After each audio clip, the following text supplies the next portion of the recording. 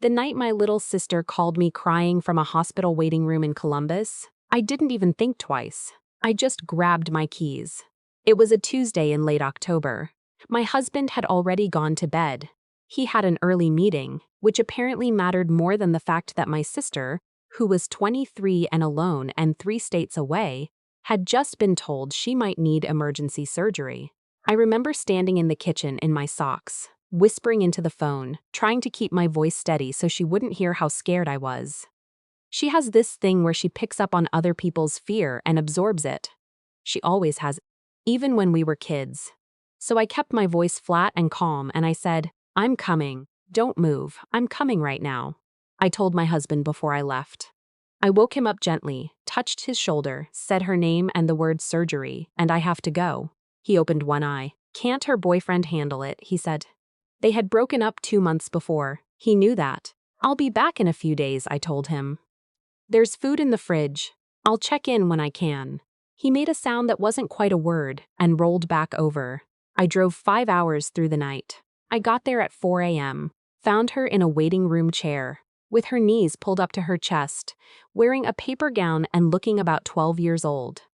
I sat down next to her and she leaned her head on my shoulder, and we didn't say anything for a long time. It turned out to not be surgery. It was a serious infection, bad enough to keep her admitted for 2 days on IV antibiotics, but not the worst case. They'd feared I stayed. Of course I stayed. I slept in the hospital chair the first night, then in her apartment the second, running back and forth to get her things, talking to her doctors, making sure she ate when they finally let her have real food again. I was home by Thursday evening. My husband was sitting at the kitchen table when I walked in, and the first thing he said, not "How is she?" not "Are you okay?" not even "Welcome home," was, "The house is a mess." I set my bag down on the floor. "I was in Columbus," I said. "I know where you were." He picked up his phone. "I'm just saying. It's been 3 days." I looked around the kitchen. There were 2 mugs in the sink and a takeout bag on the counter that I could have handled in about 4 minutes. That was the mess. I didn't say anything. I washed the mugs, threw away the bag, wiped down the counter, and went upstairs to shower. Over the following weeks, I kept waiting for him to ask about her. About how she was healing, whether the antibiotics had worked, whether she'd had her follow-up appointment. He didn't ask once. What he did do was mention at least 3 or 4 times how disruptive the whole thing had been, how he'd had to order out every night, how he couldn't find the extra phone charger because I'd apparently packed us by mistake. I started noticing other things after that, little things I'd explained away before. The way he'd get quiet when I made plans with my sister or my mom, the way he'd always have a reason it wasn't a great time for them to visit. He had work, he was tired, the house wasn't ready, maybe next month. The way when I talked about my family on the phone, he'd find something to need from whatever room I was in. Just to hover. Just to listen. But his family? Different rules entirely.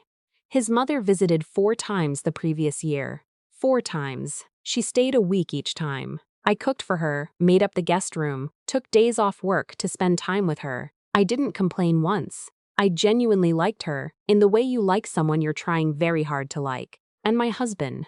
During those visits, he was relaxed, happy, attentive. He'd come home early. He'd suggest restaurants. He was a different person. I filed all of this away somewhere I didn't look at too carefully. Then Thanksgiving came. He told me 3 weeks before that his mother would be joining us. Not a question, just a statement. And then, almost immediately after, she's going to need the guest room from Wednesday through Sunday. Maybe longer if she's comfortable. That's 5 days, I said. She's my mother, he said, and the way he said it closed off the conversation entirely. Fine. I started planning. I made a list of groceries, mapped out the menu, bought new hand towels for the guest bathroom. I do this, I channel discomfort into logistics. It's a coping mechanism I've had since childhood. 2 weeks before Thanksgiving, my mom called. My parents are in Michigan. They don't ask to visit often. My mom has this awareness of not wanting to intrude that I find both touching and a little heartbreaking, because it means she holds back more than she should. But she called to ask if maybe she and my dad could come down for a day or 2 during the holiday week. Not Thanksgiving Day itself, just nearby, maybe Tuesday and Wednesday. I felt something loosen in my chest. I missed her. I'd been missing her for weeks without fully letting myself feel it. I'd love that, I said. I told my husband that evening. The temperature in the room dropped about 10 degrees. We're already having my mother, he said. Not until Wednesday. My parents would come Tuesday, leave Wednesday. Morning, that's a lot of people in the house. It's 2 people. For one night. He was quiet for a moment, then. I just think it's a lot of pressure right before the holiday. I haven't seen them since July, I said. My mom wants to come. It's one night. He said, okay, but he said it the way people say okay when they mean I'll let this go. But I want you to know I'm letting it go. And I recognized that tone by then. My parents arrived on Tuesday afternoon. My mom brought a pie she'd made from scratch. Salted caramel apple, my dad's favorite. And my dad immediately started trying to help with dinner prep, which mostly meant standing in the kitchen, narrating what I was doing while my mom and I actually did it, which is just how he is, and I love him for it. It felt warm in the house. It felt like breathing. My husband was polite, cool, but polite. He sat at dinner and answered questions when asked and laughed at the right moments, but offered nothing. I could feel him tracking the clock. After dinner, my parents and I sat in the living room and talked for a couple of hours. My husband excused himself early. Tired, he said. My mom looked at me when he left, just for a second, and I looked back, and neither of us said anything. They left Wednesday morning at 9. I stood in the driveway and hugged my mom for a long time, and tried not to make it seem like I was holding on. His mother arrived at noon. The shift was immediate. My husband became a different person the moment her car pulled up. Animated, warm, full of energy. He helped her carry in her bags, showed her the guest room like he'd decorated it himself, suggested we all go out for lunch. He was charming. He laughed loudly. He touched her arm when he talked to her. I watched this and I thought about the one night my parents had stayed, about my husband retiring early, about the temperature drop. I cooked every meal. I made her coffee the way she liked it, half calf, oat milk, no sugar, without being asked, because I'd memorized it from her previous visits. I set out towels. I ran to the store twice for things she mentioned in passing. On Thanksgiving Day, I got up at 6 in the morning to start the turkey, and I was still cleaning the kitchen at 11 that night. My husband said the dinner was great. His mother said I'd outdone myself. They moved to the living room and watched something on TV, and I finished loading the dishwasher alone. On Friday, his mother mentioned she might stay through the weekend. If that's okay, she said, looking at my husband, not at me. Of course, he said. I was standing right there. That night, when we were getting ready for bed, I said, I would have appreciated being asked. She's my mother, he said, again. The same phrase, the same closed door. She's been here since Wednesday, I said. I've been cooking and cleaning and hosting since Wednesday. You didn't ask me. I didn't think I needed to. He pulled back the covers. You always say you like having her. I do like her. That's not the point. Then what's the point? I looked at him, and I thought about the 5-hour drive to Columbus, about rolling over and going back to sleep, about can't her boyfriend handle it, about 2 mugs in a sink and a takeout bag being described as a mess, about one night with my parents being a lot of pressure. The point, I said, is that I drove through the night when my sister was in the hospital and you didn't ask me once how she was doing. And when my parents came for one night, you acted like it was an imposition. But your mother has been here for 3 days. She's staying for 2 more, and you didn't even glance in my direction before you said yes. He was quiet. It's not about your mother, I said. I want to be clear about that. I genuinely don't mind her being here. What I mind is that there are 2 completely different sets of rules, and I've been following both of them, and you've never once noticed, he said. I think you're being a little dramatic. And something in me went very still. I had heard that word before. Dramatic. I'd heard it when I cried at the hospital. I'd heard it when I mentioned, once, gently, that I felt like we never talked about my family the way we talked about his.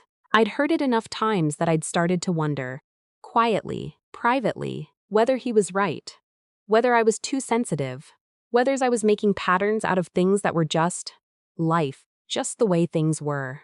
But standing there that Friday night, looking at him in the mirror over the dresser, I realized something. I wasn't dramatic. I was paying attention. I went downstairs. I sat at the kitchen table in the dark for a while, not really thinking, just sitting. The house was quiet. I could hear the TV from the living room where his mother had fallen asleep. And I could hear the refrigerator humming. And I could hear, very faintly, my own breathing. I thought about my sister in that hospital chair. I thought about my mom in the driveway, the way she'd hugged me back just as hard. I thought about how I had spent years making myself smaller in ways I'd told myself were just consideration, just compromise, just being a good partner. I thought about how compromise had started to feel like a word that only applied to me. I made a decision, not out of anger. That's important. I wasn't angry. I was something quieter than that. I was clear. The next morning, I got up early before anyone else was awake. I called my sister. "Can I come this weekend?" I asked her. "You never have to ask," she said. "Get in the car." I packed a bag. Not everything, just a weekend's worth. I was careful about it. I was calm. I wrote a note and left it on the kitchen counter, short and clear. "I've gone to spend the weekend with my sister. I'll be back Sunday. There's food in the fridge. Please enjoy the rest of the visit." I addressed it to both of them. I thought that was the right touch. I was backing out of the driveway when my husband came to the front door. He was still in his pajamas. He held up both hands in that way. "That means what is happening?" I rolled down the window. "You said my parents coming for one night was a lot of pressure," I said. "Your mother has been here since Wednesday and is staying through Sunday. I am going to see my sister. I will be back Sunday evening." He said, "My mother is here." He's somewhere between a statement and a question. "I know," I said. "And you'll be a wonderful host. You're very good at it when it's your family." I rolled the window up. I know how that sounds. I know it might seem cold, or like I planned it to land perfectly, but I want to be honest. I wasn't thinking about how it would sound. I was thinking about that hospital waiting room, and the 2 mugs in the sink, and every time I had talked myself out of feeling the thing I was actually feeling. I was thinking about my mom's hands in the driveway and my sister's voice on the phone the night I drove through the dark, and how, when I had needed something, I had gone to them. The drive to Columbus is 5 hours. I've made it before. I made it again. My sister was waiting with coffee and a blanket she'd draped over the couch for me, and a truly terrible movie already queued up. And when I walked in, she looked at my face and didn't ask a single question. She just handed me the coffee. I sat down and pulled the blanket over my knees, and she pressed play. We watched 2 movies and ordered pizza and stayed up too late talking about everything and nothing. And at some point she fell asleep, mid-sentence, the way she always does. Just goes out like a light. And I sat in the dark for a while and let myself feel the distance between who I had been in that kitchen on Tuesday night, cooking, cleaning, invisible, and who I was sitting there. My husband texted a few times over the weekend. The first text was, "This was not okay." The second was, "My mother is upset." The third, the next morning, "We need to talk when you get home." I read them all. I didn't respond until Sunday afternoon. "I'll be home by 6. We can talk then." His mother had left by the time I got back. The house was quiet. My husband was in the living room, and he looked at me when I came in with something I hadn't seen on his face in a long time. He looked uncertain. "She was hurt," he said. "Didn't understand why you left." I set my bag down. I sat in the chair across from him, not next to him on the couch. "I need you to understand something," I said, "and I need you to actually hear it, not just wait for your turn to talk." He nodded. "When my sister was in the hospital, you went back to sleep. You said, can't her boyfriend handle it? When my parents came for one night, you called it pressure and spent the whole evening somewhere else in your head. But your mother came for 5 days and you lit up. You came home early. You made reservations. You became a completely different person." He started to say something. "I'm not done," I said. He closed his mouth.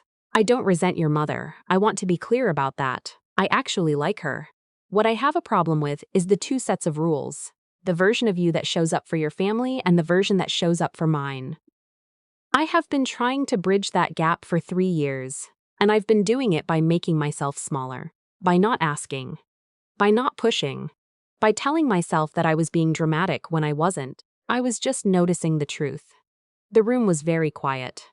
"I'm not going to do that anymore," I said. That's what the weekend was. Not a punishment, not a tantrum.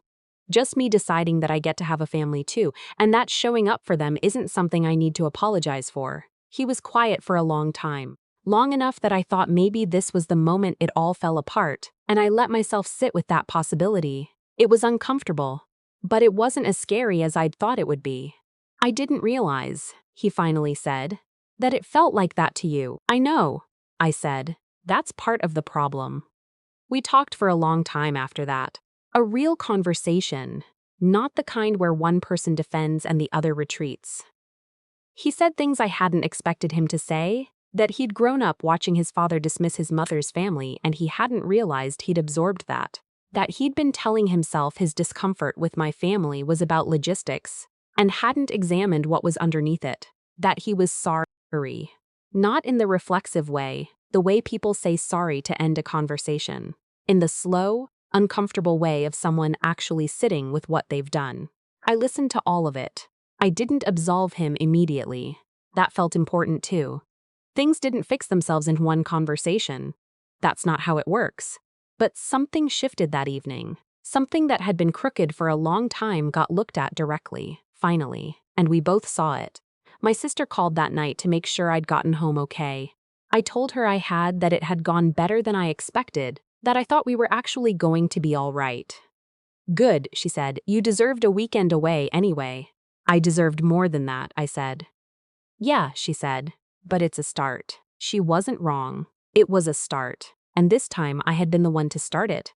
Not by leaving in desperation, not by shrinking until I disappeared, but by simply deciding quietly and with my whole self that I was allowed to take up space. That my family was worth showing up for in the same way I'd spent years showing up for his. It turns out that's not a small thing at all. It turns out that's everything.